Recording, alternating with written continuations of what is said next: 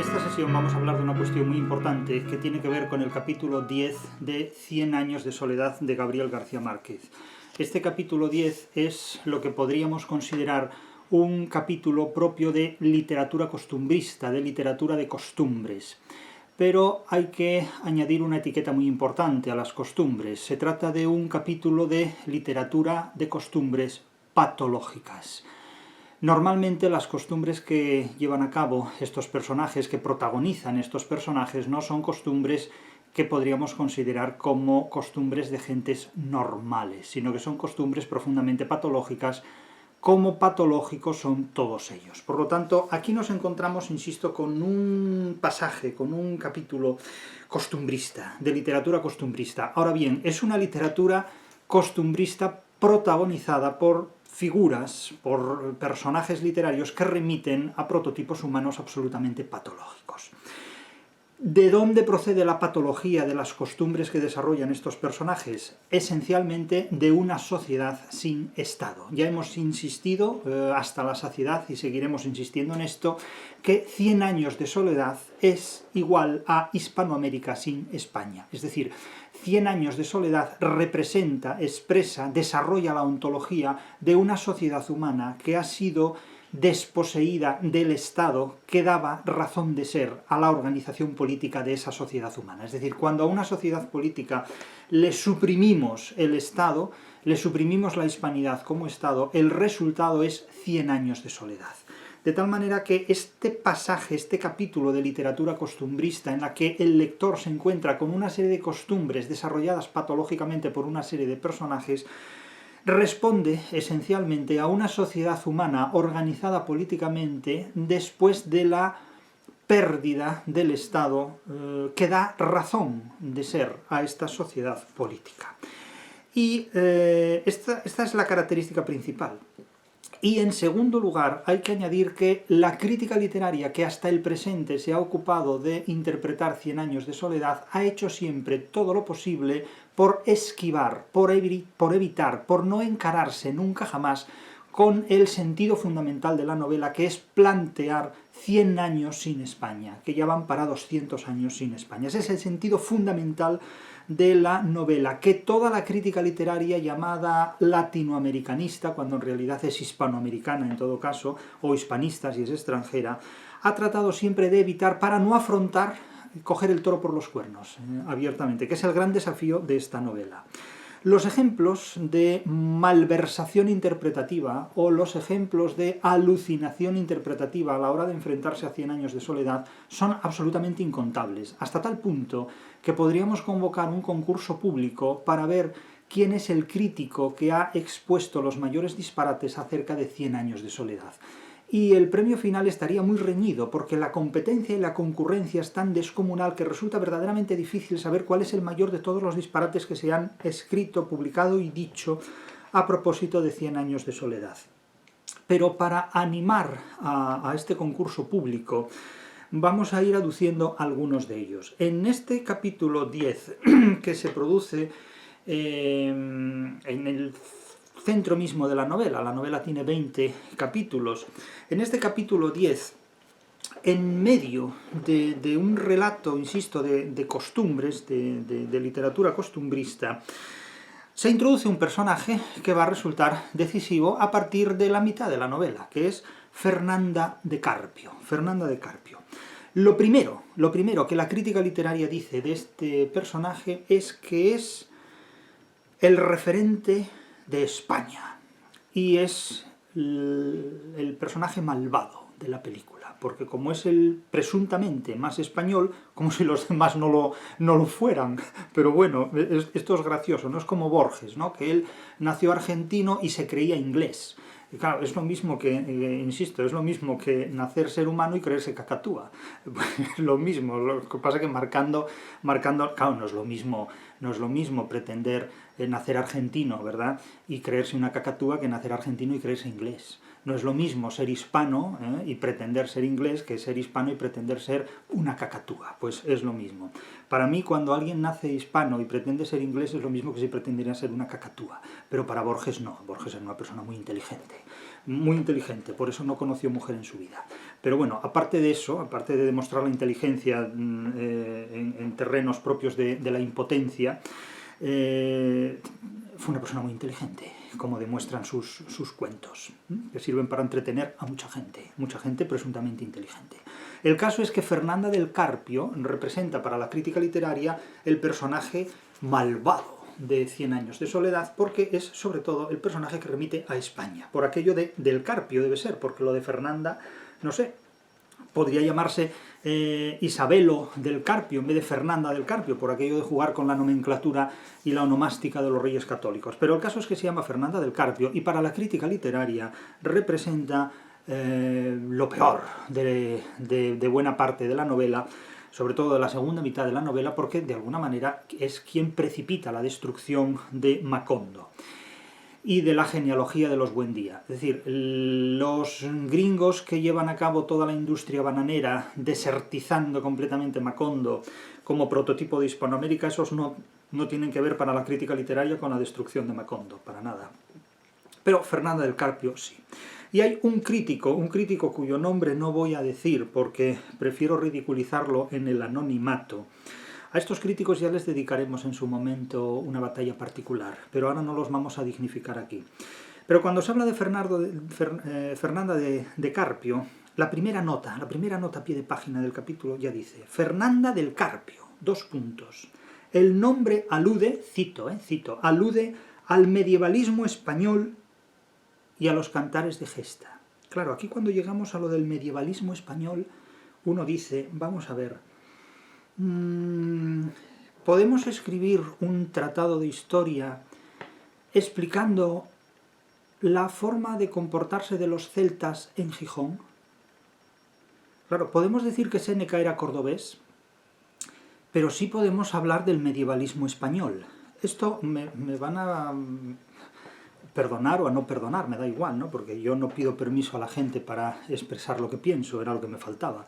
Eso lo hacen los demás. Eso lo hacen los cobardes o los sofistas, pero yo no pido permiso a los demás para expresar lo que pienso. Pero claro, cuando alguien habla de medievalismo español para decir que un personaje de Cien años de soledad llamado Fernanda del Carpio, aunque el texto original dice Fernanda de Carpio, pero bueno, no sé si son variantes o erratas, pero bueno, Fernanda de Carpio, pero ya el comentarista pone Fernanda del Carpio, ya hemos pasado ya a estar más cerca de Bernardo del Carpio, ¿no?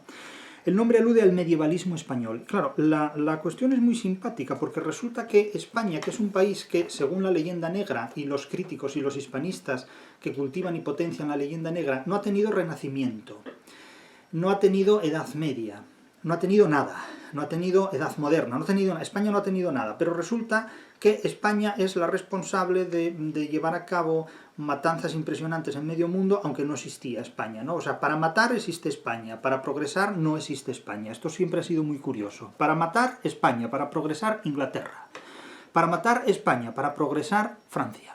Para matar, España, para progresar, Alemania. Vamos a olvidarnos ahora de los campos de concentración que construyó Alemania en toda Europa. Pero la leyenda negra, por un lado, la leyenda rosa, por otro lado.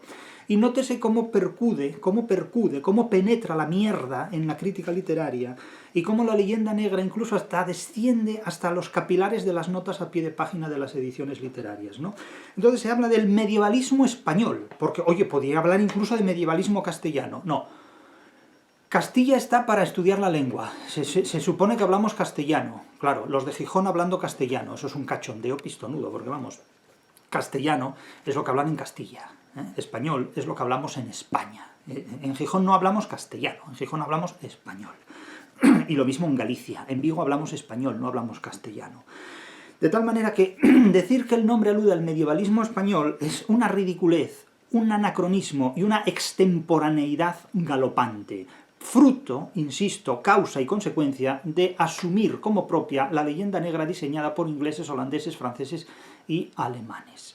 Entonces, es muy curioso que en la crítica literaria, en la interpretación de la literatura, y vertido siempre sobre 100 años de soledad, que precisamente es una novela que está delatando cómo se desarrolla patológicamente una sociedad humana cuando se la desposee de Estado gracias a un elemento como Simón Bolívar, gracias a una figura históricamente tan siniestra y criminal como Simón Bolívar, que destruyó para no construir nada, se habla de medievalismo español. O sea, España siempre sale retratada en los capítulos negro-legendarios de la historia y nunca sale retratada en los capítulos constructivos de la historia. Entre los enemigos del comercio, Antonio Escotado puso a España en la lista, cuando en esa lista España nunca debería figurar.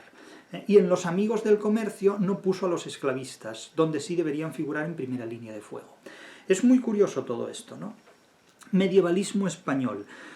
No hay medievalismo español. España no existe en ese momento como para atribuirle un medievalismo en este contexto y negárselo en otros. O estamos en todas partes o no estamos en ninguna. Pero lo que no puede ser es que estemos siempre haciendo el papel de los malos de la película de la historia. Sobre todo cuando la historia es una mitología negro-legendaria inventada por nuestros enemigos. Y lo más sorprendente de esto es que sean los propios españoles y los propios hispanos quienes hayan interpretado retroactivamente su historia tomando como referencia las pautas descritas por el enemigo. Es como si estuviéramos interpretando una pieza orquestal y el director de orquesta fuera el enemigo, en definitiva. Y los instrumentistas nos pasáramos al bando enemigo. Esto, conmigo no contéis para esto. O sea, a mí me vais a tener siempre enfrente de los enemigos de la hispanidad. Simplemente, porque se puede ser español sin ser de derechas y se puede ser generoso sin ser de izquierdas. Es decir, no estamos, digamos, sometidos o subordinados a este tipo de nomenclaturas ideológicas capaces de subordinar nuestras formas de comportamiento y sobre todo de domeñar y de estrangular nuestras formas de pensamiento. Mi máxima carcajada ante este crítico que identifica el nombre de Fernanda de Carpio con el medievalismo español, porque esto es lo mismo que hablar de la vida cotidiana de los celtas en el Gijón del siglo XVII, por ejemplo. Es una cosa completamente ridícula. A esto solo se puede responder con una carcajada descomunal. El caso es que este capítulo 10 se inicia con el nacimiento de José Arcadio, que es el hijo de Fernanda de Carpio y de Aureliano II. Este José Arcadio tratará de ser educado para papa, se le educará para que sea papa, cosa ridícula donde las haya, se le educará para que sea papa y acabará finalmente ahogado en una piscina en medio de una secuencia propia de pederastia y homosexualidad. Pero de eso ya hablaremos en su momento. No deja quizás de ser, no diré que del todo acasual, que pretendiendo ser educado para papa, acabe ahogado en una piscina, en un entorno propio de pederastia y de homosexualidad. Pero esto es algo que está en el texto, yo simplemente me limito a hacerlo constar, a observarlo. El caso es que mientras los aurelianos eran retraídos, pero de mentalidad lúcida según las posibilidades de lucidez que se alcanza en 100 años de soledad, claro.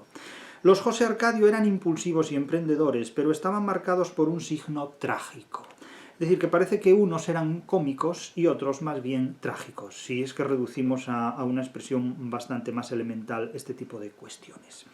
Los únicos casos de clasificación imposible eran los de José Arcadio II y Aureliano II, que son los hermanos de Remedios la Bella, hijos de Santa Sofía de la Piedad y de Arcadio, al que fusilaron ya muy tempranamente en capítulos anteriores. Estos gemelos, los hermanos de Remedios la Bella, de los cuales uno de ellos, Aureliano II, es el padre de José Arcadio, que acaba de nacer ahora y que va a ser educado para papa, y que ha contraído matrimonio con Fernanda de Carpio, fueron tan parecidos los gemelos Aureliano II y José Arcadio II, tan parecidos y traviesos durante la infancia, que ni la propia Santa Sofía de la Piedad, la madre que los parió, Lo de la madre de los parió es cosa mía. Podía distinguirlos. El caso es que ellos, ya durante la infancia, dice el texto, cito, optaron por cambiarse la ropa y las esclavas y por llamarse ellos mismos con los nombres cruzados. Es decir, que ellos de pequeños cambiaron sus nombres y todos aquellos rasgos que pudieran identificarlos, que permitieran identificarlos. De tal forma que, cuando fueron adultos, el que se llamaba Aureliano II era en realidad José Arcadio II y el que se llamaba José Arcadio II era en realidad Aureliano II. Esto se mantiene a lo largo de toda la novela, pero la crítica en muchos casos no se ha dado cuenta de ello. Incluso hasta el propio García Márquez lo declaró paratextualmente, lo declaró fuera ya de la novela, ¿no? Es decir, que en El olor de la guayaba, el propio Gabriel García Márquez lo dice una pista muy fácil, dice Gabriel García Márquez, cito, los José Arcadios prolongan la estirpe, pero no los aurelianos, con una sola excepción, la de José Arcadio II y Aureliano II, probablemente porque siendo gemelos exactamente iguales, fueron confundidos en la infancia, ¿no? O sea que es un juego más de la literatura de Márquez que está muy presente en toda su obra literaria. Es decir, este tipo de trucos literarios, este tipo de trampas literarias, muy manifiestas, muy gruesas, por otro lado, es decir, que hasta un miope como yo puede percibir con absoluta nitidez, pues no resulta en absoluto sorprendente que se repitan página tras página. Lo que sí resulta sorprendente es que la crítica literaria no las vea. Pero bueno, si identifican a España en la Edad Media, ¿qué cabe esperar de esta crítica literaria que ve espejismos en la literatura, que ve alucinaciones en la literatura? Pues en manos de estos alucinantes críticos literarios está la interpretación de 100 años de soledad. O sea, es lo que lleváis interpretando desde hace 52 años. Alucinaciones colectivas, basadas en las patologías académicas, en definitiva.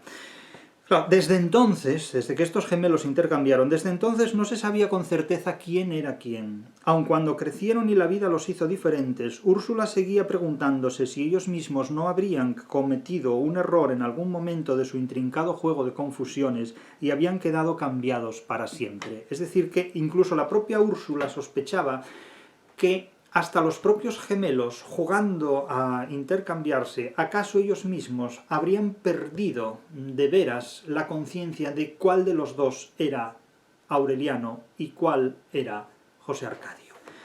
La ambigüedad se mantiene a lo largo de toda la novela, pero lo cierto es que por el comportamiento que permitiría identificar cierto determinismo en la genealogía de los Aureliano y en la genealogía de los José Arcadio, Aureliano II se comporta como los José Arcadios precedentes y José Arcadio se comporta como los Aurelianos precedentes. Esto es lo que hay en la novela. Se añade además que el tiempo acabó por desordenar las cosas. Esta frase es una hipálaje, porque no es el tiempo el que desordena las cosas, sino que son las personas quienes a lo largo del paso del tiempo, a través del tiempo, desordenan las cosas. Entonces, esta frase, que es una hipálaje, es decir, que atribuye a un término de la oración que posee una determinada categoría gramatical las propiedades semánticas de otro término de la oración que posee otra carga semántica, otro término que pertenece a una categoría gramatical diferente y por tanto que posee otra carga semántica, se produce una traslación semántica de un término que posee una categoría gramatical a otro de categoría gramatical diferente. El tiempo acabó por desordenar las cosas. Las cosas no las desordena el tiempo, sino que las desordenan los seres humanos, los sujetos operatorios, que operatoriamente dentro de la ficción literaria se desordenan entre sí las acciones que hacen y las consecuencias de las acciones que llevan a cabo. Pero el tiempo no desordena nada. No desordena nada. Entonces, ¿qué es lo que ocurre cuando llegamos a esta mención del tiempo? Cuando se menciona el término tiempo en 100 años de soledad, todo el mundo se inflama. La gente, el crítico literario, se empalma con el tema del tiempo. Entonces, ¿qué ocurre con esto? Pues lo que ocurre es que empiezan a decir a propósito del tiempo un montón de sandeces. Entonces empiezan a hablar de la circularidad del tiempo y de la linealidad del tiempo. Claro, a mí me gustaría que hablaran de la trapecioleidad del tiempo, o de la pentagonalidad del tiempo, o que jugaran geométricamente con figuras a propósito del tiempo. Entonces, como son tan simples los críticos literarios habitualmente, solo hablan de un tiempo lineal o de un tiempo circular. Nunca hablarán de un tiempo pentagonal o romboidal o trapezoidal. ¿No? Esto es muy curioso. Entonces yo me pregunto, ¿por qué en 100 años de soledad el tiempo es circular y no trapezoidal, por ejemplo? ¿O por qué no es lineal y no puede ser, por ejemplo, octogonal o con cualquier otra configuración geométrica? No van a lo circular. ¿Sí? ¿Por qué lo circular? ¿Desde cuándo es lo circular? ¿Qué pasa? ¿Que damos un giro de 360 grados cuando estamos leyendo la novela? O sea, ¿de qué vamos cuando se dicen este tipo de gilipolleces? ¿De qué estamos hablando? En lugar de estar hablando de literatura. Pero entonces, para que vean un ejemplo de esta memez, dice un crítico: se enuncia explícitamente la regla de la degradación producida por el tiempo lineal, coma, histórico, punto.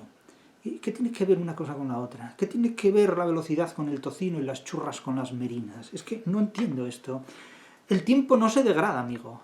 Lo que se degrada son los personajes que, como protagonistas de una acción que se objetiva a lo largo del paso del tiempo, se va degradando.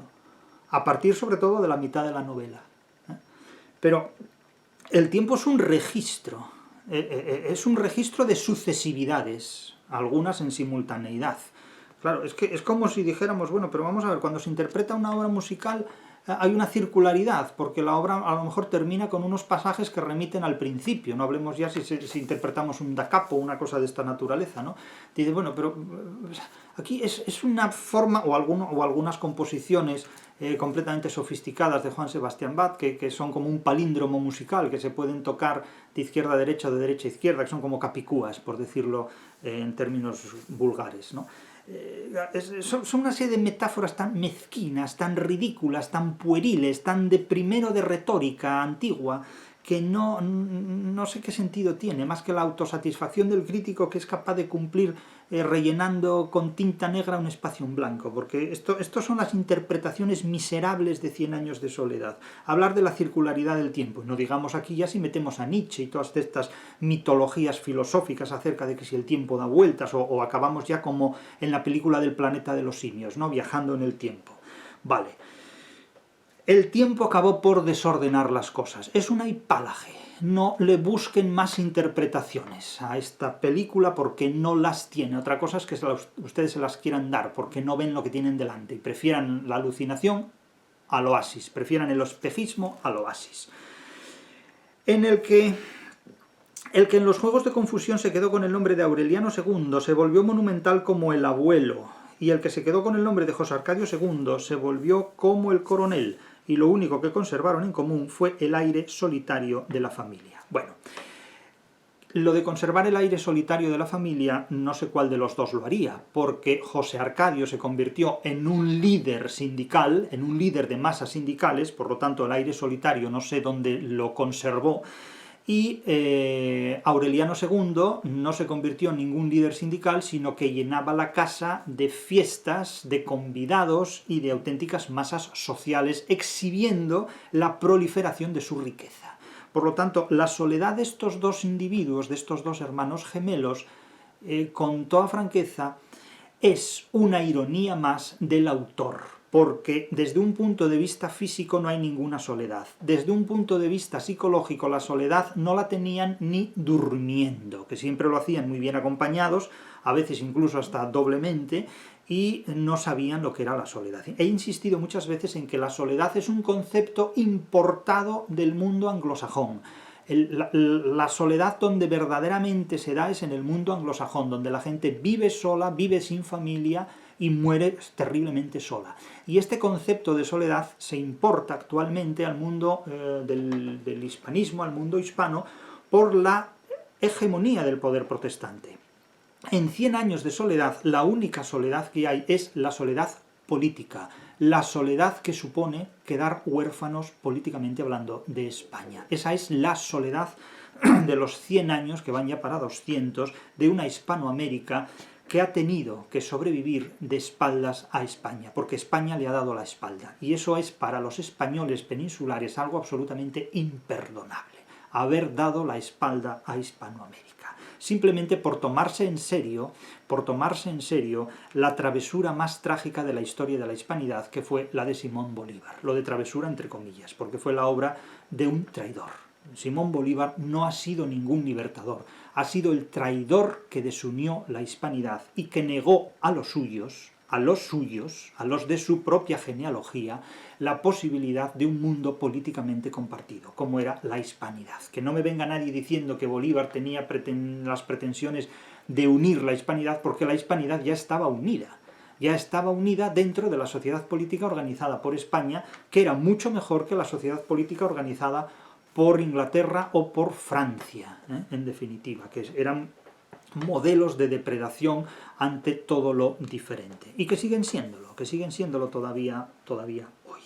Por lo tanto, quede clara esa cuestión que aquí sostenemos de manera definitiva. Y además no me importan los criterios contrarios. Yo tengo criterio propio en este sentido y me resulta absolutamente indiferente la opinión que puedan tener los demás. Las opiniones solo se discuten con opiniones, las ideas solo se discuten con ideas, y mis ideas no se discuten con opiniones. Y el que las discuta me resulta absolutamente indiferente. Y no saben ustedes el bienestar y lo salutífero que resulta ser totalmente indiferente a las opiniones del prójimo. En definitiva, si a mí me importara lo que dijeran los demás, no expondría mis ideas en vídeo. La primera demostración de indiferencia hacia la opinión ajena es hacer pública la idea propia.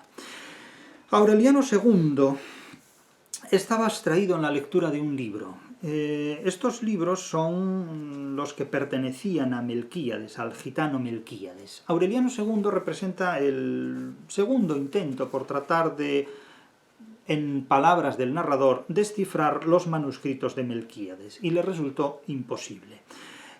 Aquí se dota a los manuscritos de Melquíades como si fueran una especie de libro fetiche, de grimorio, de alguna manera, de libro con poderes, no diré ultrasónicos, pero sí ultracronológicos, por aquel potencial que pueden tener para pronosticar el futuro. Un mediodía ardiente, mientras escrutaba los manuscritos, sintió que no estaba solo en el cuarto.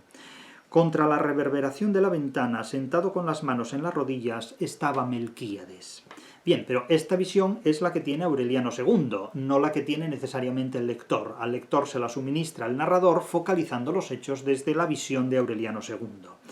No tenía más de 40 años, llevaba el mismo chaleco anacrónico y el sombrero de alas de cuervo, y por sus sienes pálidas chorreaba la grasa del cabello derretida por el calor, como lo vieron Aureliano y José Arcadio cuando eran niños, es decir, sus padres y sus abuelos,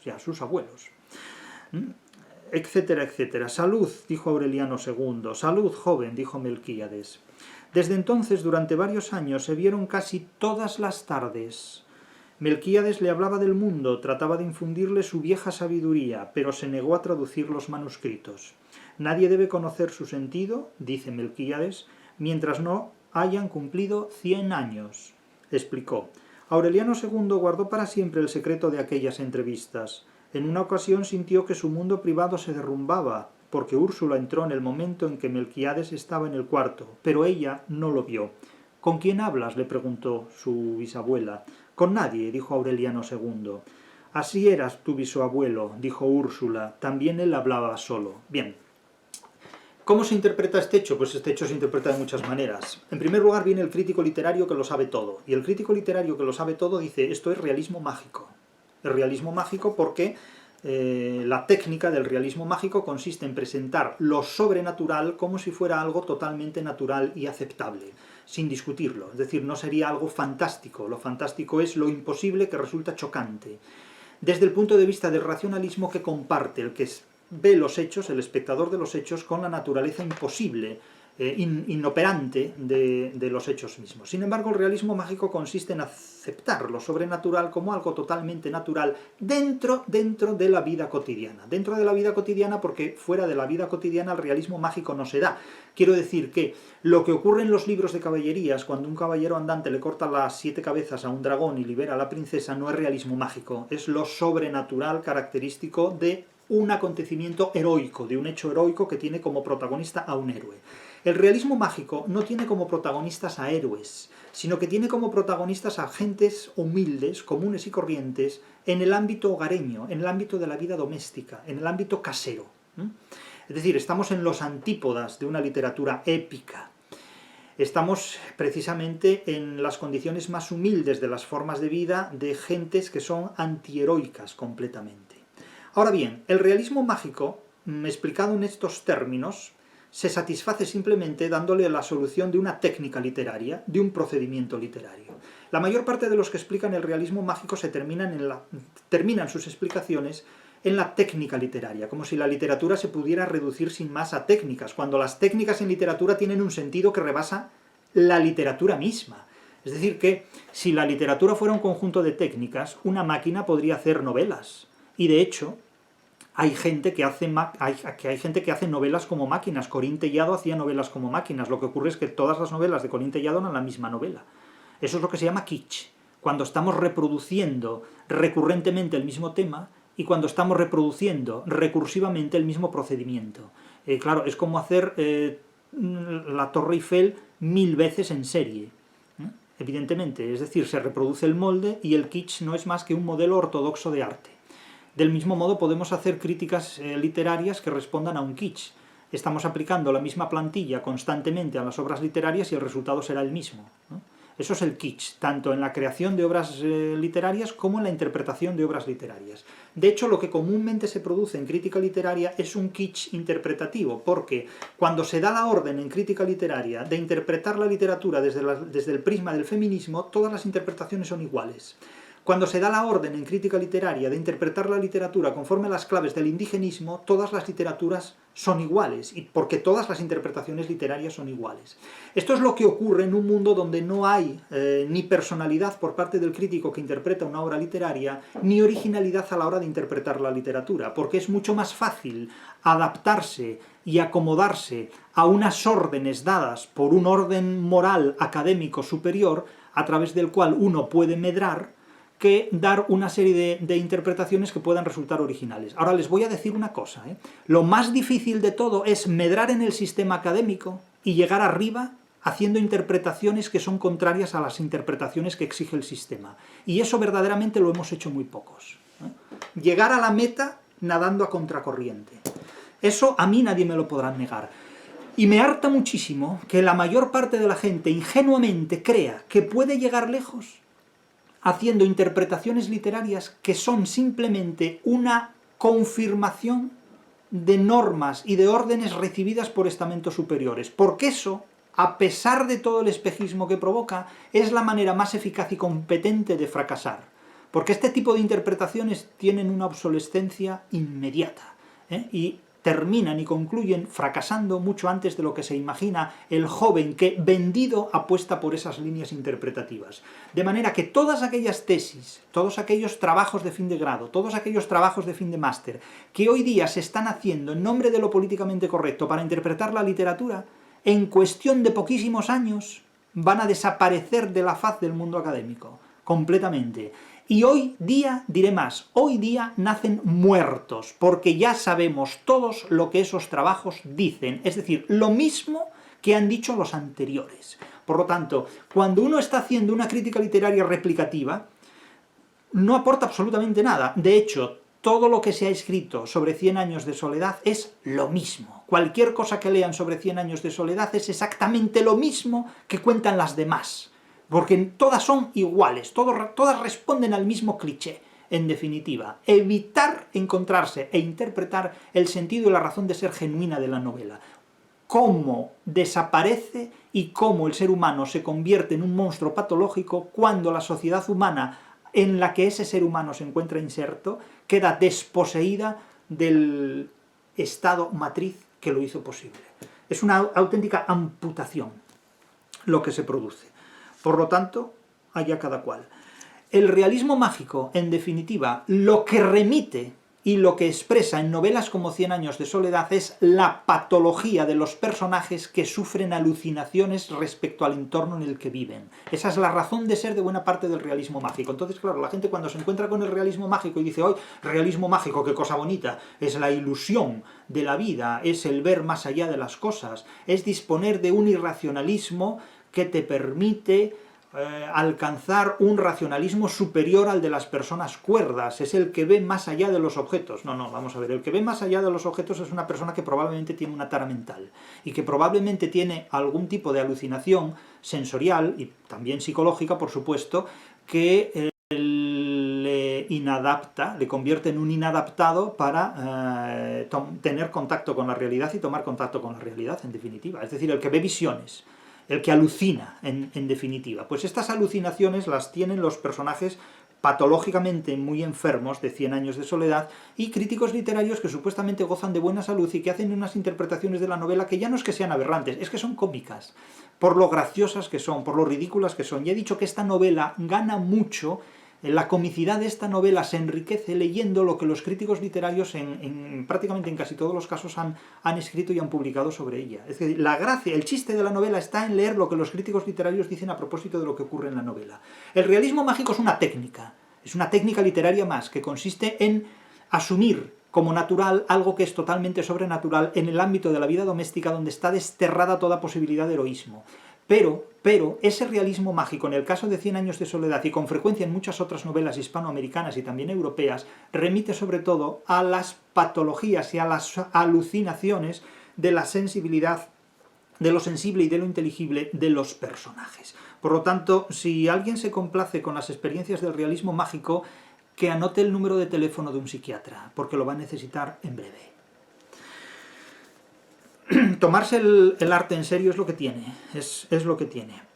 Hay un episodio muy curioso, muy interesante, por su degradación, que protagoniza Aureliano II, en esa retrospección, en esa analepsis, en ese viaje hacia el pasado que los ingleses llaman flashback, y que nosotros desde la tradición hispano-greco-latina llamábamos mucho antes que ellos analepsis, retrospección hacia el pasado.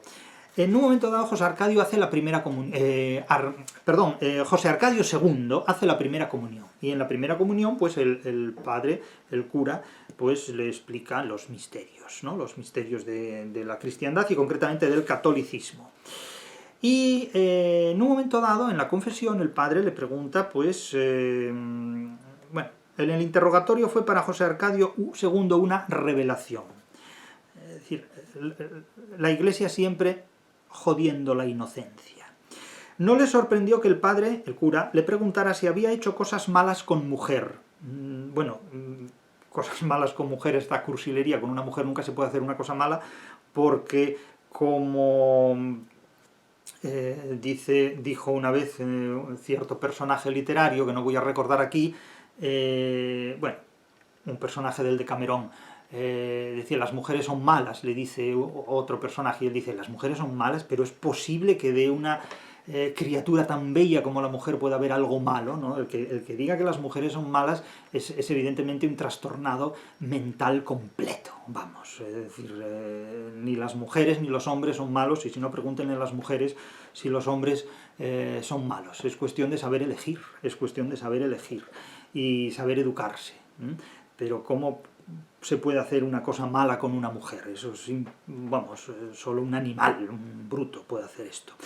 No le sorprendió que el padre le preguntara si había hecho cosas malas con mujer, y contestó honradamente que no, pero se desconcertó con la pregunta de si las había hecho con animales. Claro, aquí ya entramos en un terreno donde la risa se corta, al menos a mí se me corta la risa. Habrá gente degenerada que se carcajea aún más, pero bueno, allá cada uno. El primer viernes de mayo comulgó torturado por la curiosidad. ¿Cómo se podían hacer ese tipo de cosas con animales?, pensaría José Arcadio II. Más tarde le hizo la pregunta a Petronio. Petronio tiene aquí un nombre de cachondeo, Petronio, es como llamarse Saturno o llamarse Rigoberto, es decir, ya es un nombre descontextualizado completamente. Ustedes imagínense que tienen un profesor, no diré de lenguas clásicas, que se llame Petronio, ¿no? O Busto Prieto, Petronio Busto Prieto, una cosa de estas. O sea, hay hipotiposis, que verdaderamente la hipotiposis consiste en que con solo nombrar a un referente, el término que nombra al referente ya sintetiza y condensa los rasgos semánticos más destacados de esa persona, ¿no? Petronio aquí remite a un bobo, un petronilo, un zoquete, ¿no? Bartolo, por ejemplo. Más tarde le hizo la pregunta a Petronio, el enfermo sacristán que vivía en la torre. Fíjense lo que tenemos aquí, un sacristán, que ya es el prototipo de las patologías eclesiásticas de las que se puede hablar en público. Porque, claro, patologías eclesiásticas puede haber muchas, como la pederastia eclesiástica, pero que se pueda hablar de ellas en público para atribuírselas a un emperador, a un papa o a un rey, ya es más complicado. Pero el sacristán era el personaje que en literatura llevaba todas las bofetadas, desde el Siglo de Oro hasta 100 años de soledad. Sigue la misma tradición. Era sacristán, era enfermo, no sabemos cuál sería su enfermedad, pero era un enfermo, probablemente una enfermedad mental también. Y servía para ayudar a misa, ¿no? Que vivía en la torre, es decir, vivía como Segismundo en su cueva. Por lo tanto, tenemos un trastornado con un nombre cuya hipotiposis remite a una experiencia grotesca, que estaba además enfermo de algo más que dolencias físicas, suponemos que también físicas, y que tiene el estatuto, el intertexto literario del sacristán, que ya digo, desde el Siglo de Oro hasta 100 años de soledad, nótese cómo la tradición del hispanismo sigue su curso, vivía en la torre, y que según decían se alimentaba de murciélagos. O sea, si recuerdan la imagen del Nombre de la Rosa con Salvatore, el dulcinista Salvatore, que, bueno, se alimentaba de ratones, que son en definitiva, pues, murciélagos terrestres, se alimentaba de ratones, y que debía hacerlo todo con animales, vamos a decirlo así, aunque en El Nombre de la Rosa, en la película al menos, no se retratan estos asuntos. La novela no la he leído, no he leído El Nombre de la Rosa, como tampoco he leído nunca nada de Pérez Reverte, ni lo leeré. Pero vamos, no me interesa la subliteratura, vamos.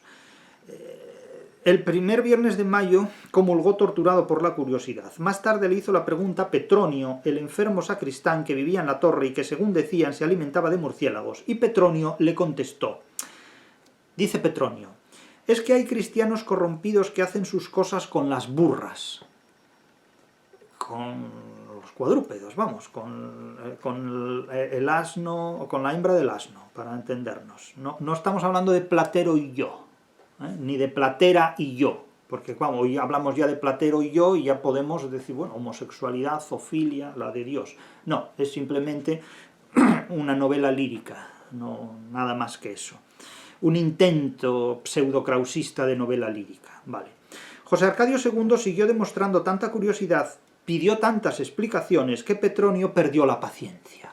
Y Petronio llevó al chiquillo a ver cómo él y la burra, pues, incurrían en cosas deshonestas, vamos a decirlo de esta manera.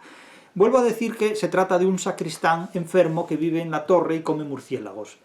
Podemos recordar también la figura de Celedonio, que tenía los ojos sucios. El Celedonio de la Regenta, el sacristán que en la catedral de Vetusta finalmente babosea, morrea babosamente, como si fuera el vientre de un sapo, con la boca de la regenta de Ana Ozores ya desmayada a pocos metros ante el confesionario del magistral, ¿no? Cuando el propio narrador dice que Ana Ozores despertó de su inconsciencia y sintió en la boca el vientre viscoso y frío de un sapo, que fue el beso, el lengüetazo, el morreo que ese sacristán degradado que es Celedonio le da. Quiero decir que los sacristanes desempeñan una función muy degradante en la literatura y son depositarios de todos los vicios que no se pueden atribuir a otros estamentos religiosos en público.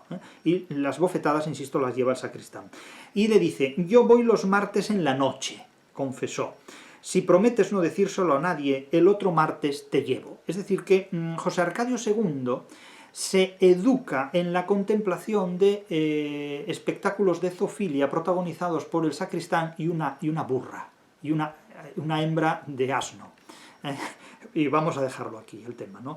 El martes siguiente, en efecto, Petronio bajó de la torre con un banquito de madera, esto es Cela, o sea, esto es Camilo José Cela, en un banquito de madera que nadie supo hasta entonces para qué servía. Suponemos que después tampoco lo supo, pero ahora el lector ya lo sabe. Y se llevó a José Arcadio II a una huerta cercana. Entonces, con una huerta, una burra y un banquito de madera y el sacristán enfermo que comía murciélagos y cogía burras, el muchacho se aficionó tanto a aquellas incursiones nocturnas que pasó mucho tiempo antes de que se le viera en la tienda de Catarino. La tienda de Catarino es el prostíbulo. Está aquí sugiriendo el narrador que antes de relacionarse con mujeres, José Arcadio II se inició sexualmente en la zoofilia con la burra que compartía el sacristán de Macondo. Pues tengo que responder a... Si alguien me hiciera esta pregunta, yo tengo que responder que sí, pero no porque yo lo vea, sino porque el texto lo está diciendo. Pasó mucho tiempo antes de que se le viera en la tienda de Catarino. Es decir que, bueno, pues la burra, yo qué quieren que les diga, esto, lean la novela y saquen ustedes sus propias conclusiones, y si no, bueno, ahora no pueden hablar con Gabriel García Márquez porque falleció, pero ahí tienen ese episodio de zoofilia en una sociedad abandonada por el Estado, de zoofilia, de incestuosidades, de todo este tipo de cosas. El caso es que pronto demostró en la gallera, es decir, en las peleas de gallos, que su bisabuelo había prohibido, la sabiduría que le infundió el padre Antonio Isabel, que fue el sucesor de Nicanor Reina, y dispuso de suficiente dinero no solo para enriquecer sus crías, sino para procurarse satisfacciones de hombre. Nótese la focalización terriblemente machista. Esta es una novela terriblemente machista, atrozmente machista, porque el machismo se desarrolla sobre todo en sociedades sin Estado, en sociedades donde el Estado está reemplazado por un patriarcado, cuya alternancia concomitante es un matriarcado que mutuamente se subordinan y se satisfacen. Es decir, el patriarcado solo se desarrolla en sociedades sin Estado. En unas sociedades donde el Estado garantiza unas condiciones de igualdad entre hombre y mujer, el patriarcado no tiene ningún sentido, no tiene ninguna razón de ser.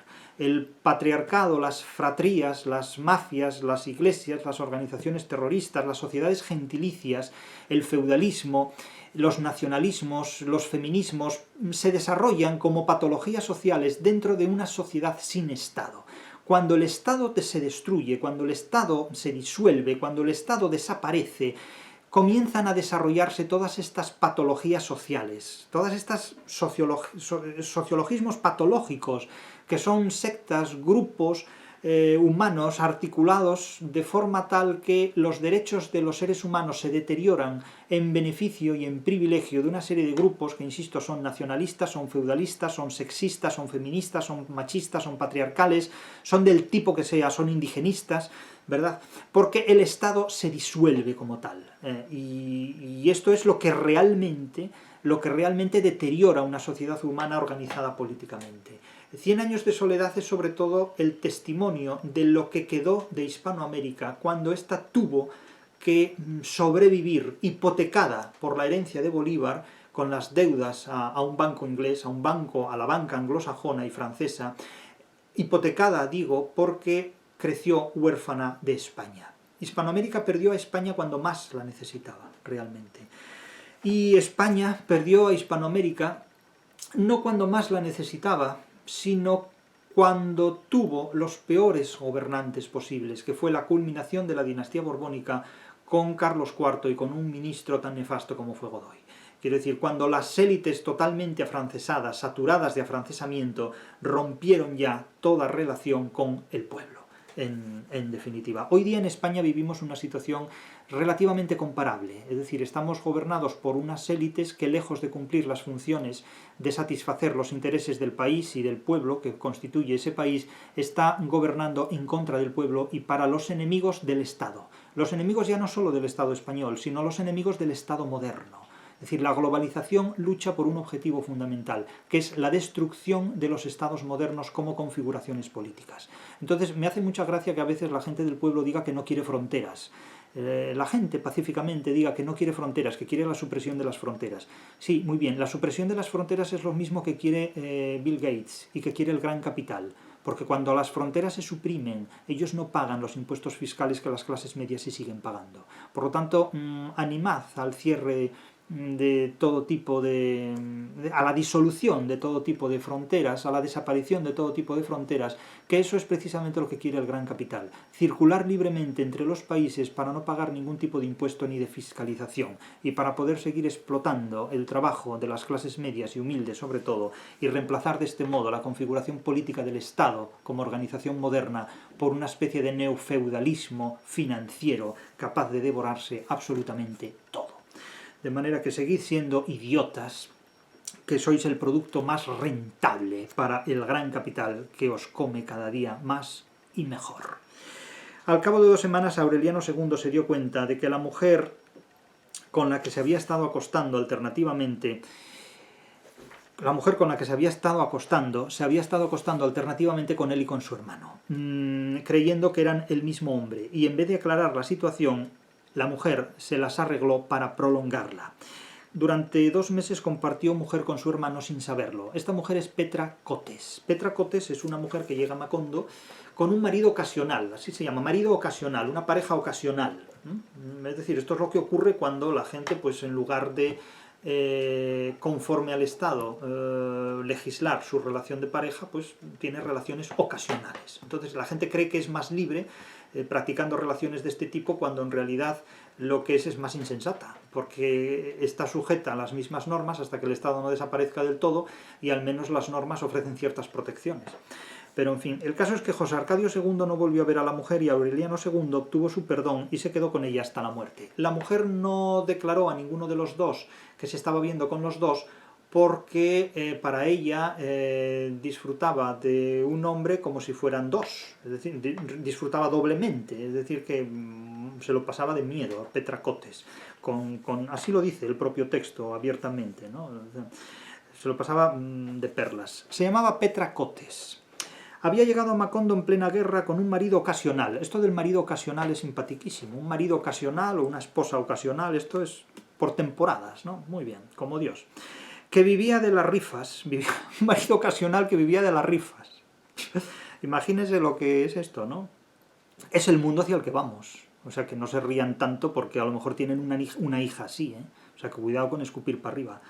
Y cuando el hombre murió, ella siguió con el negocio de los maridos ocasionales y de las rifas.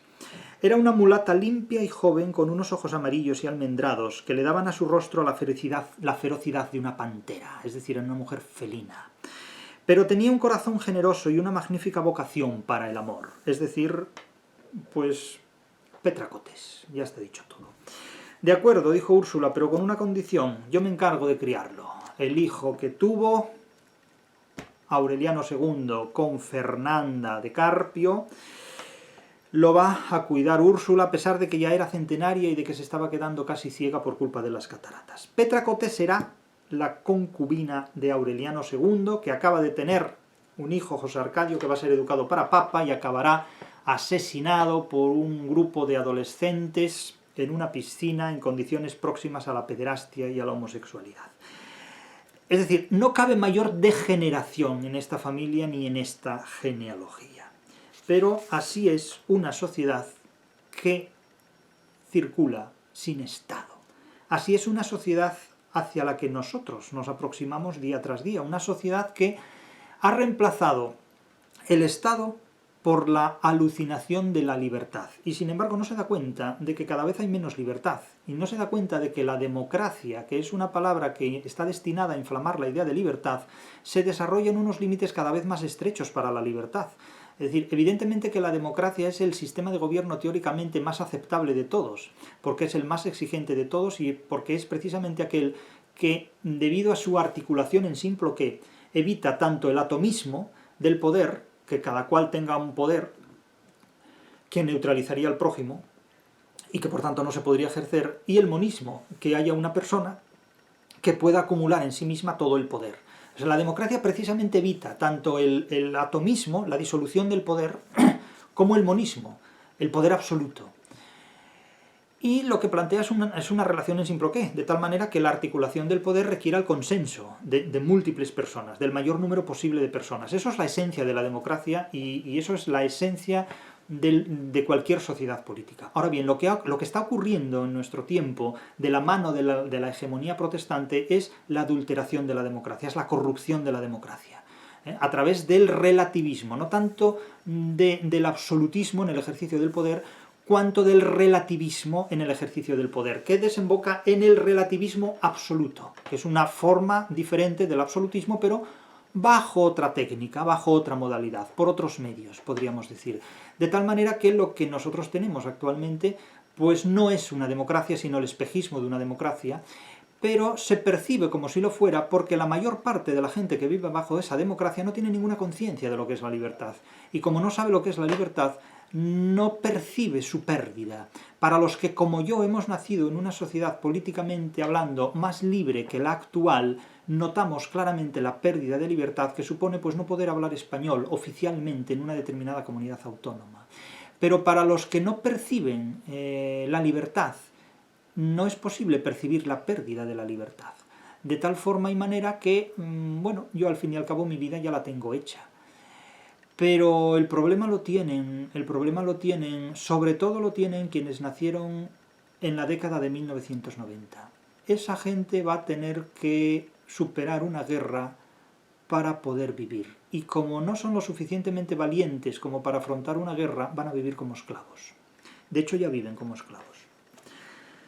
Pero todavía no lo notan, ya lo notarán. Cuando descubran que la vida va en serio, como aquel verso de Jaime Gil de Viedma, ya lo notarán.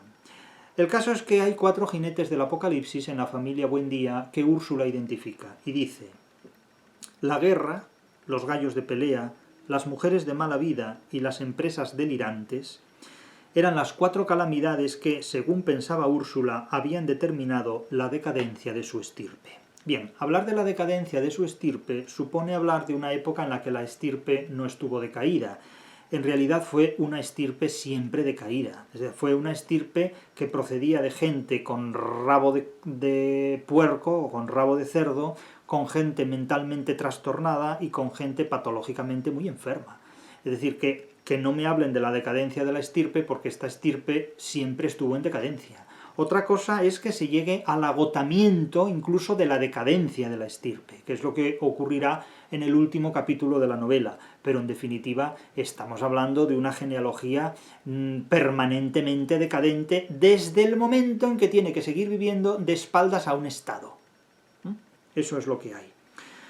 En pocos años, sin esfuerzo, a duros golpes de suerte, Aureliano II había acumulado una de las más grandes fortunas de la ciénaga gracias a la proliferación sobrenatural de sus animales. Esto de nuevo vuelve a ser el realismo mágico, ¿no?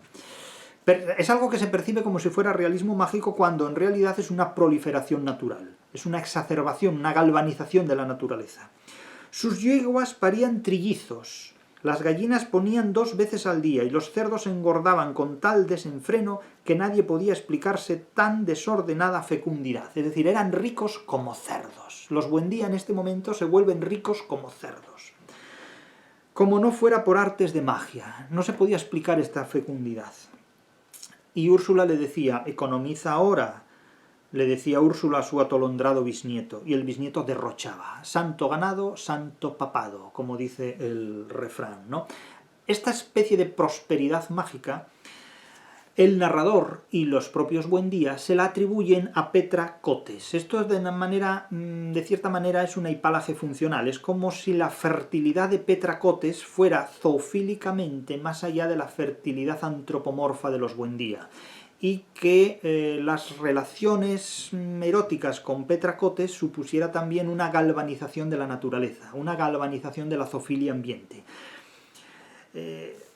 Y dicen: mientras más destapaba champaña para ensopar a sus amigos, tirar el champán, más alocadamente parían sus animales, y más se convencía él de que su buena estrella no era cosa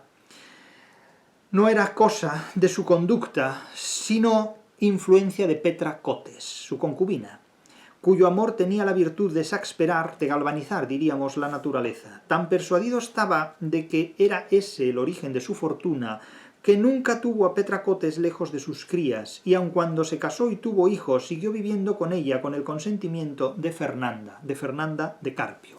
A buenas horas una española del siglo de oro iba a permitir una concubina en casa con esta soltura. Pero bueno, le bastaba con llevar a Petracotes a sus criaderos y pasearla a caballo por sus tierras para que todo animal marcado con su hierro sucumbiera a la peste irremediable de la proliferación.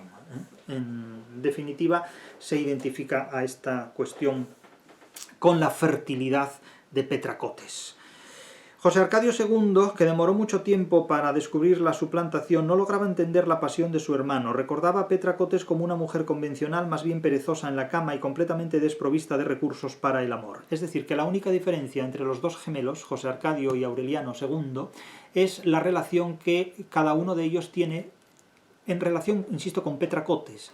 Lo que llamaríamos una elongación, ¿no? La elongación es la distancia de un astro al Sol con relación a la Tierra. Pues aquí la elongación que cada uno de estos dos gemelos tiene respecto a Petracotes es lo único que permite diferenciarlos, distinguirlos. Para Aureliano II, Petracotes es el éxtasis. Para José Arcadio, Petracotes es una vulgaridad. Es una vulgaridad. Pero no nos olvidemos que José Arcadio II se inició sexualmente con la burra del sacristán.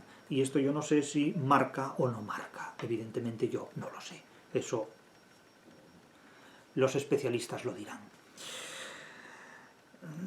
Los gemelos se diferencian solo por esa razón. El caso es que el coronel Aureliano Buendía aparece en este capítulo de costumbres, mostrando sus costumbres de viejecito, de anciano, que en los últimos años de su vida pues está en Macondo haciendo pescaditos de oro, El coronel Aureliano Buendía volvió a abrir el taller, seducido al fin por los encantos pacíficos de la vejez. Los encantos pacíficos de la vejez. Como decía Ramón María del Valle Inclán en Tirano Banderas, en funciones de narrador, las revoluciones cuando triunfan se hacen muy pacíficas y los perdedores, después de fracasados, también se hacen muy pacíficos. O sea, el coronel Aureliano Buendía, que fue un guerrillero, que fue un asesino, que fue un psicópata de la guerra, belicoso a más no poder, de viejecito, descubre los encantos pacíficos de la vejez. La paciencia inconcebible del desengaño. Vive en la paciencia inconcebible del desengaño. Es decir, a los jóvenes les cuesta a veces desengañarse. Y a los viejos. Es que me hace gracia cuando dicen que los jóvenes no conocen y los viejos tampoco. Porque vamos, hombre... Se me ocurren tantos nombres de matusalenes que todavía siguen en la política, que no se han desengañado todavía. No se han desengañado porque en realidad no se han cansado de engañar a los demás, que es en definitiva, para eso sirven la gente irracional, para servir de material y de combustible a los que tratan de engañarlos generación tras generación, en definitiva. El caso es que la prosperidad mágica hiperbólica de los Buendía sigue dominando la escena. Era una prosperidad de delirio, que a él mismo le causaba risa, y no podía menos que asumir actitudes extravagantes para descargar su buen humor. Estos son los que viven en soledad, estos son los que viven en soledad. Fíjense cómo viven en soledad estos tíos. Fíjense la soledad de estos tíos, fíjense cuál es. Apártense vacas, que la vida es corta, iba diciendo por ahí, gritaba. Lo molestó tanto que un día, en que Aureliano II amaneció con el humor rebosado, apareció con un cajón de dinero, una lata de engrudo y una brocha, y cantando a voz en cuello las viejas canciones de Francisco el Hombre, que era un primitivo vagabundo que iba por ahí comentando chismes de pueblo en pueblo, empapeló la casa por dentro y por fuera, y de arriba a abajo con billetes de a peso. Es decir, empapeló la casa con dinero, con papel moneda. La antigua mansión, pintada de blanco desde los tiempos en que llevaron la pianola, adquirió el aspecto equívoco de una mezquita. Menuda broma. En medio del alboroto de la familia, el escándalo de Úrsula, del júbilo del pueblo que abarrotó la calle para presenciar la glorificación del despilfarro. Nótese la dialéctica de este capítulo cuando la industria bananera de los gringos deje Macondo desertizado y en la más absoluta miseria.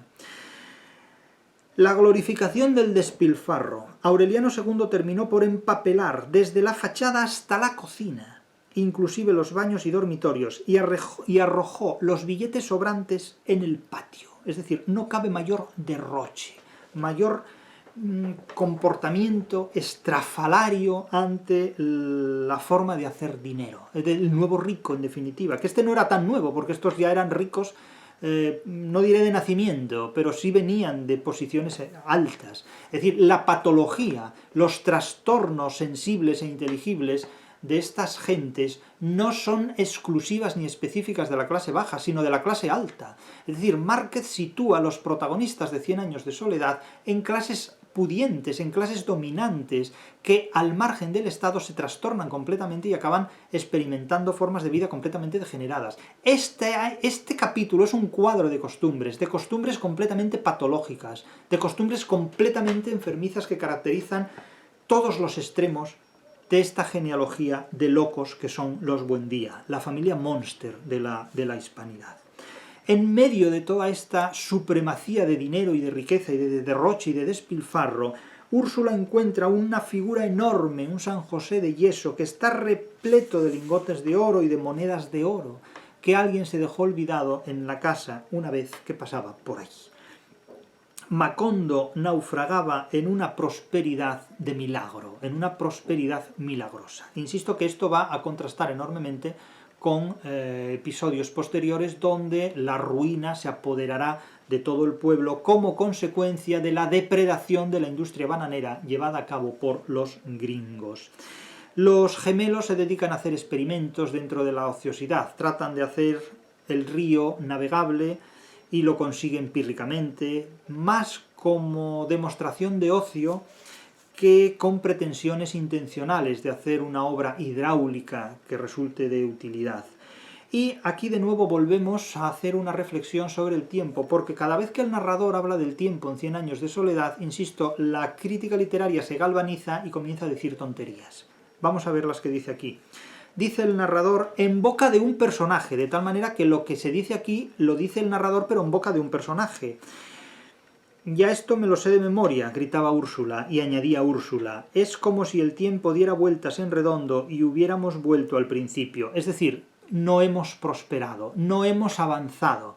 Se están cometiendo los mismos errores que se cometían en las dos generaciones anteriores a la actual. Entonces, la crítica literaria de turno, en lugar de identificar esta declaración como una involución, es decir, como un retroceso, como una pérdida de valor intelectual, lo que hace es plantear una concepción circular del tiempo. Como si en una concepción circular del tiempo los problemas se resolvieran. Y aquí no se resuelve interpretativamente hablando ningún problema. Es que están confundiendo el culo con las témporas, el recto con las témporas, como diría Fernanda de Carpio, ¿no? Están confundiendo las churras con verinas, están confundiendo velocidad y tocino, que no tiene nada que ver. Y entonces dice el crítico literario de turno, Úrsula enuncia una ley hereditaria de la familia y al mismo tiempo una regla de funcionamiento textual de la novela. O sea, Úrsula Iguarán resulta que ahora es teórica de la literatura, y enuncia una regla de funcionamiento textual de la novela.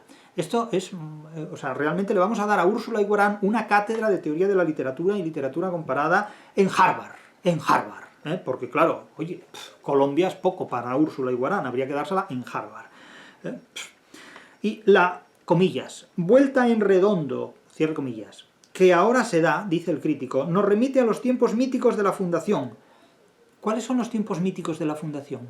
¿Dónde hay tiempos míticos en Macondo? ¿Dónde está la mitología de Macondo? En las alucinaciones de los críticos. O sea, resulta que Macondo es más mítico en su fundación que en las guerras civiles. Macondo es más mítico en su fundación que en los tiempos de la compañía bananera del gringo Brown. ¿Dónde está esto? ¿Dónde está lo mítico de Macondo? En las alucinaciones de los críticos. Por detalles que caracterizan esa época. Los almendros de José Arcadio, el río de aguas diáfanas y sus piedras prehistóricas. Bueno, macho, pero es que las piedras son todas prehistóricas, no solo las de Macondo. Las piedras de la Universidad Laboral de Gijón son prehistóricas, y no porque las haya hecho un arquitecto en tiempos de Franco, que ya existían antes de Franco, porque da la impresión de que Franco parió las piedras, ¿verdad? O sea, las piedras son prehistóricas. ¿O es que hay piedras posmodernas, aparte del arte que entontece a la gente que lo contempla? Claro, las piedras prehistóricas es un epíteto completo. Lo que no hay son nubes prehistóricas. Eso todavía no las hemos detectado, pero yo supongo que críticos literarios no tardarán en encontrar nubes prehistóricas. Pero lo de hablar de piedras prehistóricas, vamos, ¿O acaso la geografía de Gijón no es también prehistórica? Y la de Coyoto, vamos. Las empresas delirantes del bisabuelo, la historia del galeón español. O sea, ahora resulta que el galeón español es prehistórico. O sea, para la crítica literaria que interpreta Cien años de soledad, el galeón español es prehistórico. Pero, ¿de dónde salió esta gente? ¿Pero de qué planeta de los simios salió esta gente? Estos le dieron a la máquina del tiempo y se perdieron por el camino, vamos, porque vamos. O sea, pero la gente realmente piensa lo que escribe y reflexiona sobre lo que lee. Porque que durante décadas la crítica literaria haya estado vertiendo semejantes chistes de gila, porque estos son chistes de gila, de lo malos que son, sobre 100 años de soledad, y sigamos aceptándolo, hombre, id a tomar el pelo a la madre que os parió, porque a mí no me tomáis el pelo, abiertamente. Y luego esta es la soledad, la soledad de un fulano que empapela su casa con billetes de a peso, que están todo el día protagonizando aventuras que ni las mejores empresas de turismo en tiempos previos a la pandemia organizaban, como es recorrer todo el río para hacerlo navegable y vamos a hacer turismo de riesgo, en definitiva, que es lo que están haciendo estos tíos. En la proa, con un brillo de satisfacción en la mirada, José Arcadio II dirigía la dispendiosa maniobra. Junto con él llegaba un grupo de matronas espléndidas que se protegían del sol abrasante con vistosas sombrillas y tenían en los hombros preciosos pañolones de seda y ungüentos de colores en el rostro y flores naturales en el cabello y serpientes de oro en los brazos y diamantes en los dientes. Esta es la soledad en la que viven los solitarios estos, ¿no? Ya quisieran los ingleses esta soledad para ellos. Ya quisiera la gente que vive en Dakota del Norte esta soledad para ellos. La balsa de troncos fue el único vehículo que José Arcadio II pudo remontar hasta Macondo, y solo por una vez, pero nunca reconoció el fracaso de su empresa, sino que se proclamó su hazaña como una victoria de la voluntad. Evidentemente, esto es turismo de riesgo. Aquí no hay ningún propósito de obra hidráulica, sino la ociosidad de decir vamos a tirarnos por el río abajo en una barca, y a pasarlo bien con un montón de matronas espléndidas que bla bla bla. Es decir, un montón de cortesanas, para que no lo haya pillado a la primera, ¿no? De tal manera que esto es... Vamos, ¿dónde está la soledad aquí? ¿Dónde está la soledad? El bienestar social arrasó con la anticuada tienda de Catarino y transformó la calle en un bazar de farolitos japoneses y organillos nostálgicos. Es decir, que lo único que hizo fue la reconversión industrial de la prostitución de Macondo, que pasó de ser el tendejón de Catarino a ser un prostíbulo de alto nivel. En los tiempos de despilfarro, en definitiva, eso fue... Esa es la soledad en la que vive esta gente, hombre, por favor. Que se lo pregunten a los anglosajones, que se lo pregunten a Calvino o a Lutero lo que es la soledad de estos tíos. Vamos, hombre. Y aparece aquí Remedios la Bella. Remedios la Bella es ese gran personaje en el que también la crítica literaria ha patinado de una manera divertidísima. Es el personaje de 100 años de soledad que más simpático me resulta de todos, a mí personalmente. Remedios la Bella. Remedios la Bella es la hermana de los gemelos José Arcadio y Aureliano, la hija de Santa Sofía de la Piedad y del difunto fusilado en la tapia del cementerio Arcadio. Remedios la Bella. Llega el carnaval a Macondo y proclaman a Remedios la Bella como la reina del carnaval. Miss Macondo. Remedios la Bella es Miss Macondo. Tengo que reconocer que lo de Miss Macondo suena con mucha retranca. Remedios la Bella fue proclamada reina. Úrsula, que se estremecía ante la belleza inquietante de la bisnieta, no pudo impedir la elección. Hasta entonces había conseguido que no saliera a la calle, como no fuera para ir a misa con Amaranta, pero la obligaba a cubrirse la cara con una mantilla negra. Los hombres menos piadosos, los que se disfrazaban de curas para decir misas sacrílegas en la tienda de Catarino, asistían a la iglesia con el único propósito de ver, aunque fuera un instante, el rostro de Remedios. La Bella, de cuya hermosura legendaria se hablaba como un fervor sobrecogido en todo el ámbito de la ciénaga. La belleza de Remedios la Bella se considera como una belleza absolutamente sobrenatural para los macondinos. de tal manera que atrae de manera extrema y de manera patológica pues a muchos hombres, ¿no?, que se sienten atraídos, se dice literalmente, por la fascinación mágica de Remedios la Bella. Bueno, hay hombres, evidentemente, que debido a determinado tipo de trastornos y deficiencias, pues se sienten atraídos por presuntas bellezas. No le vamos a quitar a Remedios la Bella el mérito de su belleza y el magnetismo de su atracción. Pero no todas las bellezas enamoran, ¿eh? Esto hay que tenerlo en cuenta. Es decir, no todas las bellezas enamoran.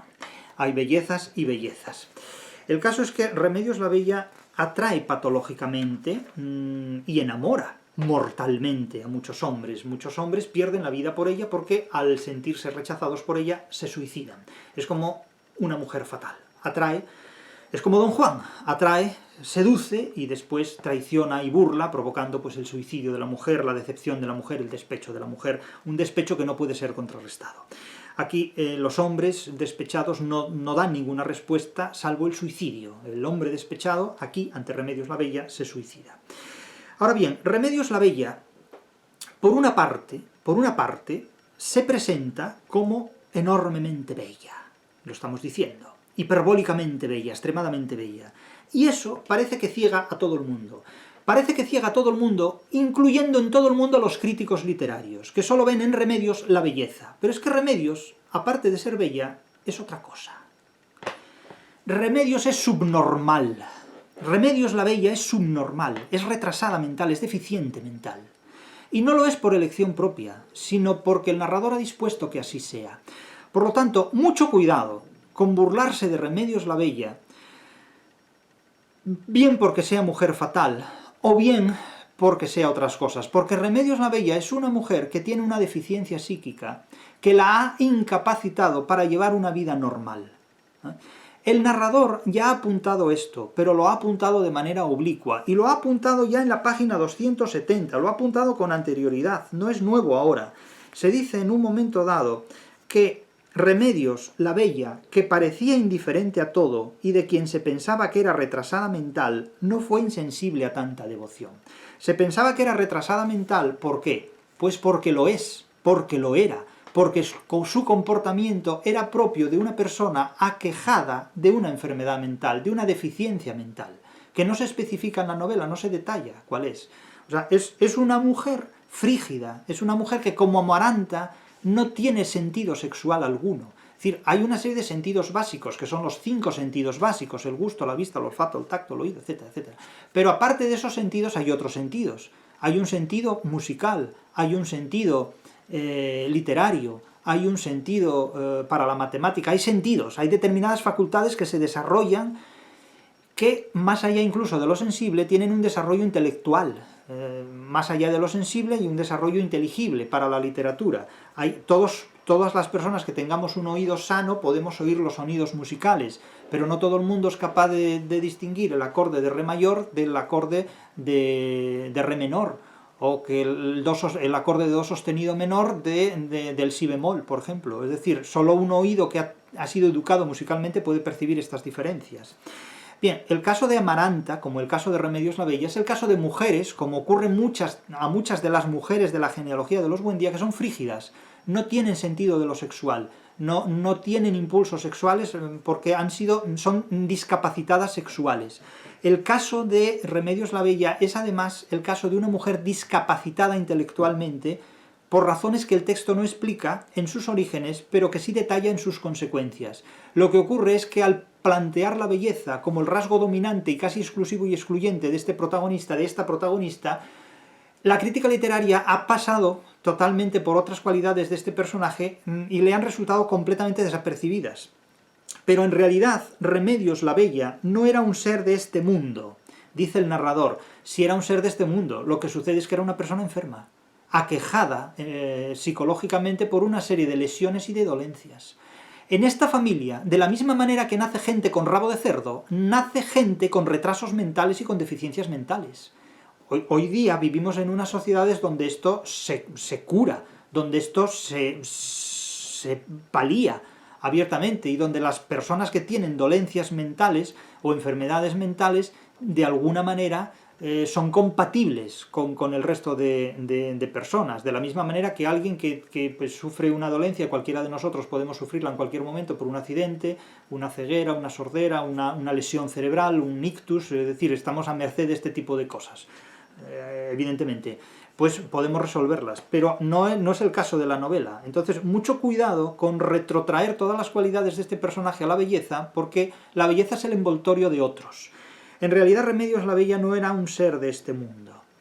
Hasta muy avanzada la pubertad, Santa Sofía de la Piedad tuvo que bañarla y ponerle la ropa. Hasta muy avanzada la adolescencia, porque ella no podía, no sabía. Y aun cuando pudo valerse por sí misma, había que vigilarla para que ya de mayor, no pintara animalitos en las paredes con una varita embadurnada de su propia caca. Es decir, la chavala cagaba y embadurnaba en la mierda, en las excrecencias, con un palo y dibujaba animales. En lugar de utilizar un rotulador o una pintura o un lápiz, utilizaba sus propios excrementos para dibujar en las paredes de casa animales.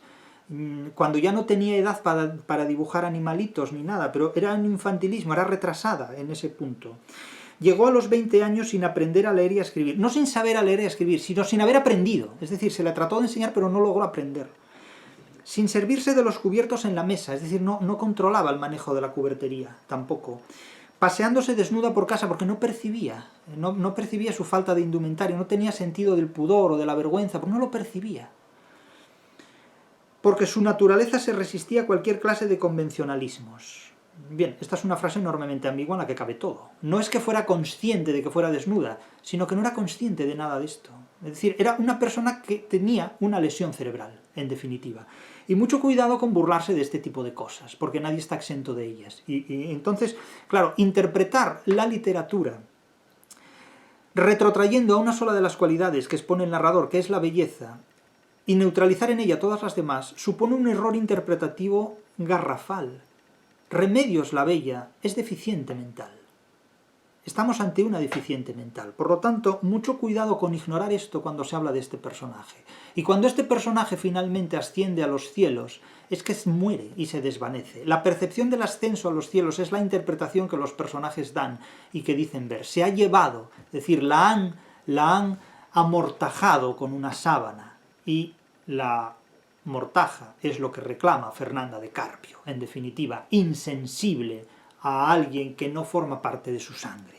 Eso es lo que hay. Es decir, con Remedios la Bella no hay ningún milagro, ni hay absolutamente nada, sino que hay simplemente la percepción por parte de quienes la rodean de que es una persona que ha nacido mal, ha nacido con un retraso, ha nacido con una lesión cerebral, y en definitiva los angelitos se las llevan al cielo, dentro de lo que es la tradición que el propio García Márquez ha confesado, porque él ha oído en su infancia que cuando alguien moría en unas circunstancias vergonzantes, o vivía en unas circunstancias vergonzantes, pues se decía que en vez de haberse fugado con un amante, decían, bueno, ascendió a los cielos y se fue.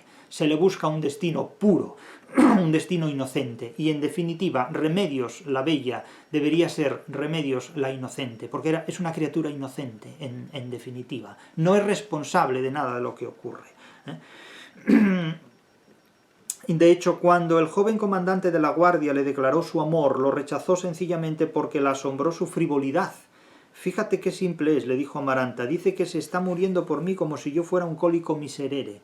Es decir, no entiende nada, no percibe la poética de las metáforas, sino que lee las metáforas en un sentido literal, como si fuera pues un patriarca de la Iglesia o un dogma, el dogmatismo de un feminismo, este tipo, no percibe nada. Su frigidez, sus deficiencias físicas y psíquicas no le permiten llevar una vida normal. Pero, insisto, esto no debe ser sacado de contexto. Es decir, la cualidad más importante de esta mujer no es la belleza, es la belleza para el que no conoce la realidad. Y el crítico literario está obligado a conocer la realidad de la literatura que interpreta. Remedios la Bella es una persona lesionada cerebralmente, tiene una lesión cerebral de nacimiento. Insisto, en esta familia, de la misma manera que nacen seres humanos con rabo de cerdo, nacen personas con una deficiencia, con un síndrome psíquico que determina su vida, y es el caso de Remedios la Bella. No tiene más misterios que esto. O sea, ¿dónde está el realismo mágico? ¿Dónde está el realismo mágico? En las alucinaciones del entorno, incluyendo en ese entorno la crítica literaria, que debiendo dar ejemplo de lo que es una interpretación de la literatura, dice unas sandeces impresionantes. Bueno, hay gente que va a buscar en los rituales quechuas los antecedentes de Remedios la Bella, ¿y por qué no los va a buscar a Mesopotamia? Porque como Mesopotamia está en una geografía diferente a la posterior Colombia, pues así estamos, ¿no? O sea, es una cosa curiosa esto. Aureliano Buendía, para quien Remedios la Bella no era en modo alguno retrasada mental, como se creía, sino todo lo contrario. Bueno, pues es que el primer retrasado mental aquí es Aureliano, en definitiva, que es el mayor psicópata de la familia después del padre que lo engendró. Por lo tanto, es lógico que él, como psicópata que es, no sea capaz de atender las necesidades y los problemas derivados de una lesión cerebral con la que nace Remedios la Bella, Meme, la hija de Santa Sofía de la Piedad, en definitiva. Por lo tanto, el diagnóstico de Aureliano es el diagnóstico de un psicópata, no el de un doctor en medicina, ¿no? Evidentemente.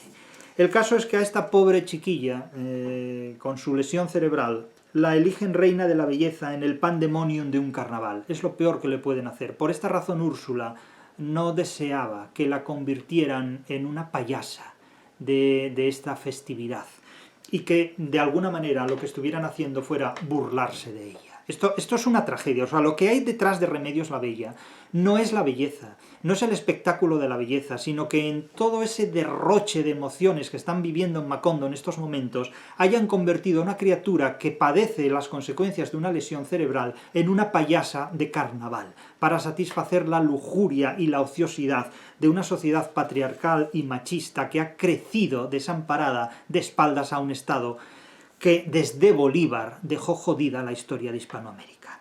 Y también de España en parte, pero de Hispanoamérica más.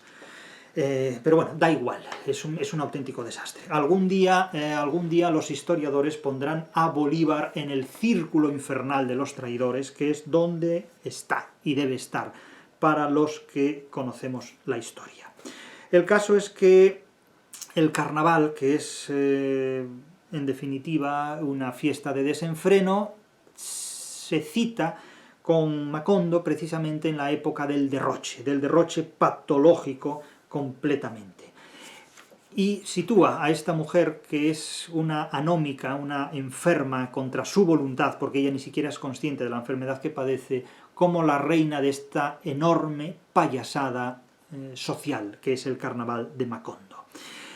Era una inquietud infundada. Si alguien resultaba inofensivo en aquel tiempo, era el envejecido y desencantado coronel Aureliano Buendía, que poco a poco había ido perdiendo todo contacto con la realidad de la nación.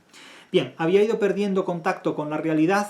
El genitivo de la nación es un pleonasmo, porque ha perdido contacto con la realidad de la nación, por supuesto. Y este señor es el que da el diagnóstico en virtud del cual Remedios la Bella no es retrasada mental, en contra de los hechos que está narrando el narrador. Esta es lo que yo llamo la ironía funcional de una novela. La ironía verbal de una novela consiste en decir lo contrario de lo que está queriéndose decir, de tal manera que el sentido intencional de una declaración es contrario o dialécticamente diferente al sentido literal de una declaración. El sentido intencional y el sentido literal son dialécticamente opuestos. Esto es la génesis de una ironía verbal. Cuando el sentido intencional y el sentido literal, funcionalmente hablando, en los hechos, en las acciones que tienen lugar, son dialécticamente opuestos o diferentes, entonces ya no estamos hablando de una ironía verbal, sino de una ironía actancial, de una ironía funcional en hechos. Y es lo que ocurre con Remedios la Bella. Es lo que ocurre con Remedios la Bella, porque de ella se dice que es muy hermosa, muy bella, y de ella, sin embargo, lo que sabemos cuando actúa es que adopta el comportamiento propio de una persona que ha sufrido, probablemente de nacimiento, una lesión cerebral, en definitiva.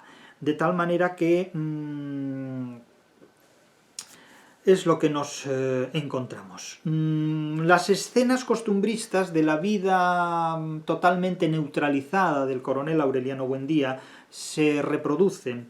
Tan absorbente era la atención que le exigía el preciosismo de su artesanía en la elaboración de los pescaditos de oro, que en poco tiempo envejeció más que en todos los años de la guerra juntos. El coronel Gerineldo Márquez lo visitaba al atardecer y ambos se sentaban en la puerta de la calle a evocar el pasado. Nótese la escena costumbrista de dos viejos, que son el abuelo Cebolleta I y el abuelo Cebolleta II, que se cuentan las batallas de la guerra, las batallas del abuelo Cebolleta. A evocar recuerdos del pasado. Los recuerdos del pasado que pueden evocar es la cantidad de personas a las que mandaron fusilar y la cantidad de veces que sobrevivieron a un pelotón de fusilamiento, teniendo en cuenta que el propio Aureliano Buendía ordenó el fusilamiento de Gerinaldo Márquez y que finalmente no se llevó a cabo por la intervención de Úrsula Iguarán. Por lo tanto, estamos hablando de dos psicópatas que han llegado a viejos, en definitiva, después de haber matado a miles de personas, para no haber conseguido nada, porque gobierna el Partido Conservador, y no el Partido Liberal que él supuestamente en un momento dado defendió. El secreto de una buena vejez no es otra cosa que un pacto honrado con la soledad. Volvemos de nuevo a la soledad, el pacto honrado con la soledad, y hasta ahora ¿en qué han vivido? O sea, se suponía que hasta ahora habían vivido en soledad, pero pactaron ahora con la soledad después de viejos, sí. En una soledad, viviendo en una casa saturada de gente y en la plenitud del carnaval de Macondo. Menuda soledad es esa. Que les hablen, que les cuenten lo que es el carnaval a los anglosajones, que han tenido que inventarse un Halloween para entretenerse el Día de Difuntos. Bien, es un carnaval completamente enajenante. Pero ocurre una tragedia. En plena representación carnavalesca, alguien lanza un grito a favor del Partido Liberal y, como la situación bélica todavía no se ha silenciado por completo, arremeten contra la multitud y se produce un ametrallamiento y una matanza colectiva en pleno carnaval, es decir, es una orgía de muerte. Inocente a la tragedia que lo amenazaba, prolepsis, para los técnicos de literatura. Para los que reducen la teoría de la literatura técnica, esto es una prolepsis. Para los que interpretamos la literatura es simplemente una antelación de lo que va a venir en la página siguiente. Inocente a la tragedia que lo amenazaba, el pueblo se desbordó en la plaza pública en una bulliciosa explosión de alegría. El carnaval había alcanzado su más alto nivel de locura. Aureliano II había satisfecho por fin su sueño de disfrazarse de tigre, y andaba feliz entre la muchedumbre desaforada, ronco de tanto roncar. Imagínense la payasada descomunal. Su hermana, retrasada mental, disfrazada de reina del carnaval, él disfrazado de tigre, haciendo de tigre, asustando a sus correligionarios y sus paisanos, ronco de tanto roncar, cuando apareció por el camino de la ciénaga una comparsa multitudinaria llevando en andas doradas a la mujer más fascinante que hubiera podido concebir la imaginación. Otra, Remedios la Bella II. Esta será Fernanda de Carpio. Fernanda de Carpio se presenta a ese concurso de Miss Macondo, de Miss Carnaval en Macondo, pero no gana. La que gana es Remedios la Bella. Y no irá en balde a Macondo, porque al ver su belleza, Aureliano Buendía se enamora de ella. De pronto, en el paroxismo de la fiesta, alguien rompió el delicado equilibrio. ¡Viva el Partido Liberal!, alguien dijo. ¡Viva el coronel Aureliano Buendía! Y como consecuencia de eso, las descargas de fusilería ahogaron el esplendor de los fuegos artificiales y los gritos de terror anularon la música y el júbilo fue aniquilado por el pánico. Es decir, la comedia acaba en tragedia. Muchos años después seguiría afirmándose que la Guardia Real de la Soberana Intrusa era un escuadrón del ejército regular que debajo de sus ricas chilabas escondían fusiles de reglamento. El gobierno rechazó el cargo de un bando extraordinario y prometió una investigación terminante del episodio sangriento. Pero la verdad no se esclareció nunca. Es decir, nadie se responsabiliza oficialmente de esta matanza, y suponemos que fueron los conservadores los que aprovecharon esa situación y asesinaron, destruyendo al pueblo, asesinaron a sus habitantes que celebraban el carnaval, pero la verdad no se esclareció nunca, como tampoco se esclarece cómo el reguero de sangre tras la muerte, que no se sabe si fue suicidio o si fue homicidio, del segundo José Arcadio, casado con Rebeca, la hija adoptiva, hermanastra de su propio marido, llega ese reguero de sangre recorriendo todo Macondo hasta la estancia en la cocina en la que se encuentra la madre del difunto, Úrsula Iguarán. Hay hechos que no se aclaran, pero cuando se restableció la calma, no quedaba en el pueblo uno solo de los falsos beduinos, y quedaron tendidos en la plaza, entre muertos y heridos, 9 payasos, 4 colombinas, 17 reyes de baraja, un diablo, 3 músicos, 2 pares de Francia y 3 emperatrices japonesas. La gente disfrazada. Es el episodio del carro o carreta de las Cortes de la Muerte del Quijote, donde un emperador, un papa, la muerte, una princesa, una emperatriz se enfrentan a Don Quijote y Sancho, que tratan de dominarlos. Es lo grotesco, en definitiva, es la comedia que termina en tragedia. En la confusión del pánico, José Arcadio II logró poner a salvo a Remedios, la bella, y Aureliano II llevó en brazos a la casa a la soberana intrusa, Fernanda de Carpio, la mujer con la que se iniciaba este capítulo y que había dado a luz un hijo, José Arcadio, que iba a ser educado para papa y acabó asesinado por un grupo de adolescentes en una piscina de su hacienda, en un contexto próximo a la pederastia y a la homosexualidad. Iba para papa, para cura, con el traje desgarrado y la capa de armiño embarrada de sangre. Se llamaba Fernanda del Carpio. En unos textos aparece como Fernanda de Carpio, en otros aparece como Fernanda del Carpio. Son los editores que ya ven a Bernardo del Carpio donde está Fernanda del Carpio, pero bueno. La habían seleccionado como la más hermosa entre las 5000 mujeres más hermosas del país y la habían llevado a Macondo con la promesa de nombrarla reina de Madagascar. Úrsula se ocupó de ella como si fuera una hija. El pueblo, en lugar de poner en duda su inocencia, se compadeció de su candidez. 6 meses después de la masacre, cuando se restablecieron los heridos y se marchitaron las últimas flores en la fosa común, Fíjese cómo el mito del muerto al hoyo y el vivo al bollo se concita aquí. Se olvidaron de los muertos. Se restablecieron los heridos y se marchitaron las últimas flores de la fosa común. Aureliano II fue a buscarla a la distante ciudad donde vivía con su padre y se casó con ella en Macondo, en una fragosa parranda de 20 días. Fragosa parranda de 20 días. Es decir, los muertos de la masacre se olvidaron como todos los muertos, se olvidan como los muertos del COVID-19. Igual. El muerto al hoyo y el vivo al bollo. El problema es que cuando el Estado olvida a sus muertos, estamos en una sociedad como la de Macondo. El problema es que cuando el Estado olvida a la población, cuando el Estado olvida a los muertos de una pandemia, estamos en una sociedad sin Estado. Estamos en una sociedad en la que los propios seres humanos tendremos que vivir sabiendo que el Estado nos da la espalda. Esto es la hispanidad, la supervivencia de una sociedad política que tiene que arreglárselas no para luchar contra el capitalismo, que también, no para luchar contra la injusticia, que también, sino para sobrevivir en un Estado en el que el Estado no gobierna, para sobrevivir en un Estado en el que las élites han dado la espalda al pueblo, desde 1700 hasta hoy. Insisto, la temática de el muerto al hoyo y el vivo al bollo, y que los muertos de una masacre se olvidaron en Macondo como el Estado olvida a los muertos del COVID, es algo con lo que concluye este capítulo 10, que fue un capítulo de costumbrismo, un capítulo de literatura costumbrista, en el que las costumbres, la literatura costumbrista es una literatura de costumbres patológicas, porque esto es el resultado de una sociedad que tiene que seguir viviendo al margen del Estado, porque el Estado la ha abandonado. El gran problema de la hispanidad es que tenemos que organizarnos al margen de un Estado que nos ha olvidado y que nos olvida cada día. Y si Hispanoamérica lleva ya casi 200 años de soledad, una Hispanoamérica sin España, España está entrando en estos momentos en una situación muy delicada porque el Estado ha delegado sus facultades de gobierno en la barbarie.